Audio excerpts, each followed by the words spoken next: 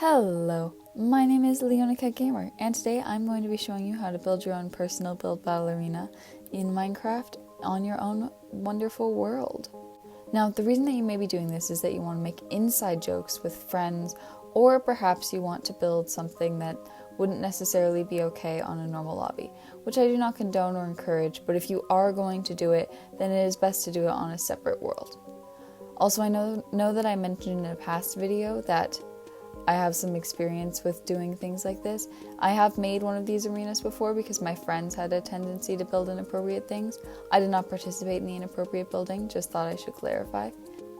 This tutorial is going to be incredibly simple. It's just going to cover the very basics of command blocks and how to create a sort of arena area.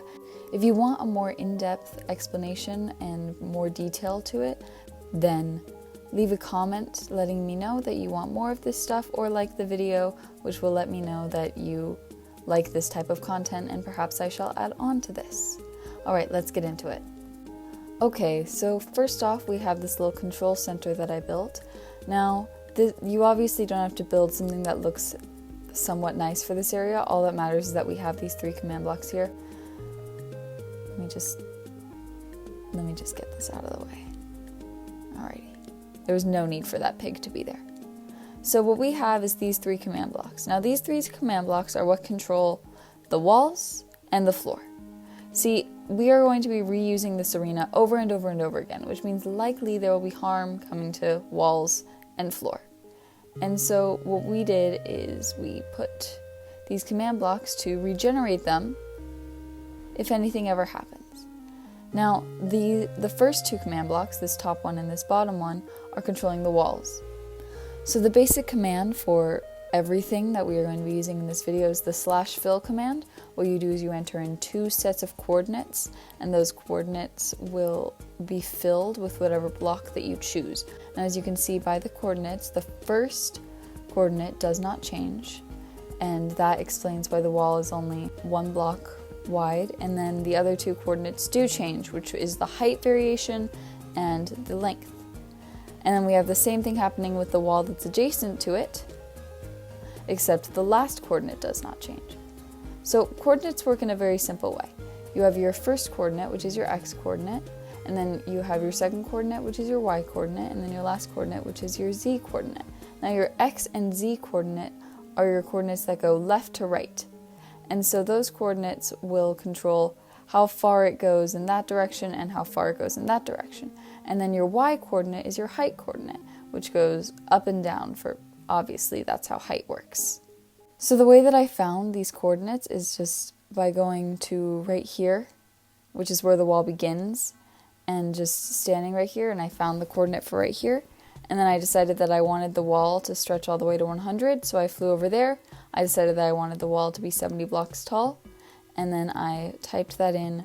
And then, of course, since this wall ended up being 67 blocks long, because I did the math by doing 100 minus the original block, I managed to find that the center would be right here, or half of 67, which is 33 on either side, and 34 would be the middle block. So this is exactly 33 blocks from either edge of this. So we did this so that we could have even squares on every single side.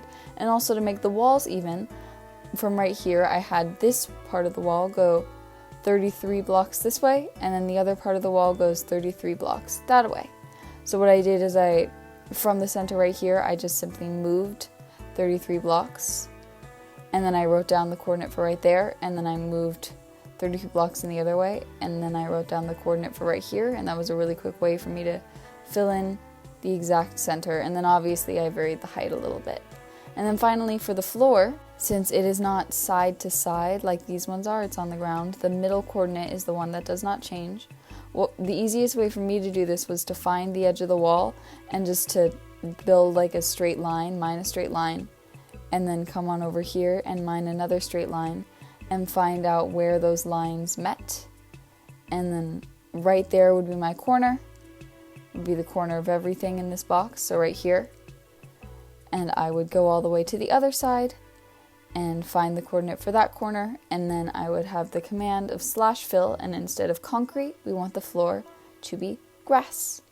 So that is the basic general design for just the outline with the walls and everything, and the reason that we keep these command blocks is to regenerate everything, like I already said. And then in the individual squares, we have 2 more command blocks. Now these 2 are for getting rid of the build after it's been created. Now the command blocks do not need to be separated by a repeater, but when I first created this design, I did not know that, because despite how long I've played this game, I somehow still forget very basic information, such as the fact that command blocks do not need to be separated by some sort of redstone.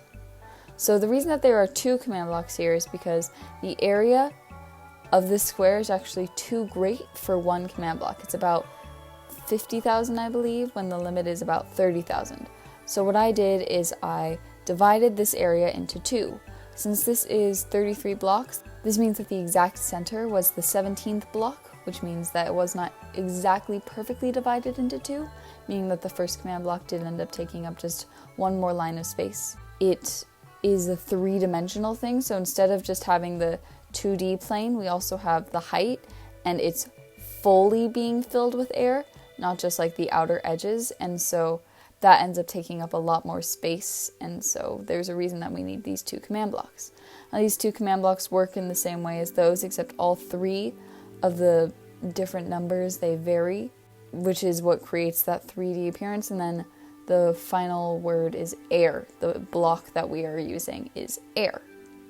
And so what will happen is if you were to get anything, for example, this white stained glass that was just ready for me, if we were to build this inside of here, because in our build battle we had the theme of white stained glass for some reason, just sad white stained glass, and then afterwards we wanted to get rid of it, we could get rid of it. It's quite simple, very simple design.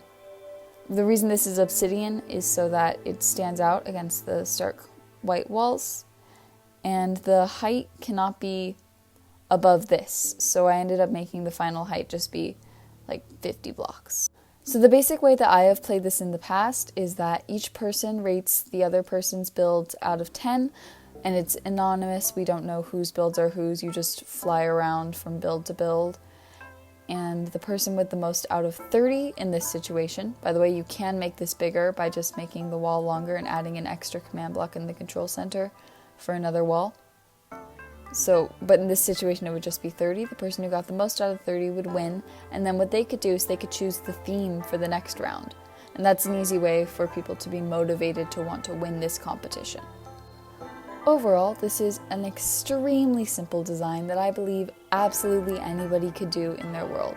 All they need to do is /give themselves a command block and just use a few of them and fill in some walls, make a little getting rid of stuff button, and then bada bing bada boom, you've got a game that you can play with your friends and do inside jokes and fun stuff with them. Perhaps subscribe. I play Minecraft and I do play it on mobile, but I am planning on getting a computer in the future, so if you do want to see some Minecraft related content, then that is what I do.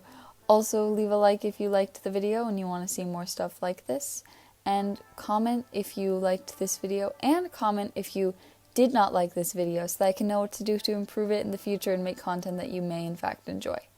Thank you for watching. Have a nice day. Goodbye.